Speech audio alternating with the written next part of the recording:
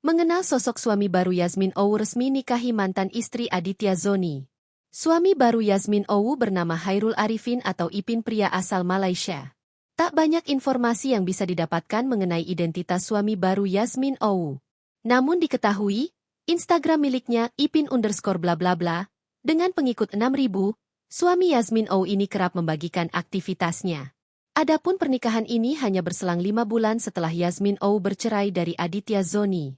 Kabar ini dibagikan oleh Yasmin Owu lewat Instagram miliknya Ismine Owu, Minggu, 16 Februari 2025.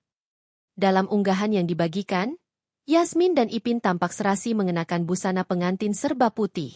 Dari unggahan foto tersebut, diketahui pernikahan Yasmin Owu dan Ipin berlangsung di Pacific Sutra Harbour Kota Kinabalu, Sabah, Malaysia. Sebagaimana diketahui, Yasmin Owu dan Aditya Zoni resmi bercerai pada Selasa, 24 September 2024 di Pengadilan Agama Cibinong. Dalam putusan perceraian mereka berdua, majelis hakim mengabulkan permintaan dari Yasmin Owu untuk mendapat hak asuh anak. Selama proses cerai juga diwarnai drama perebutan hak asuh anak, karena Aditya takut Yasmin membawa anak mereka pindah ke Malaysia.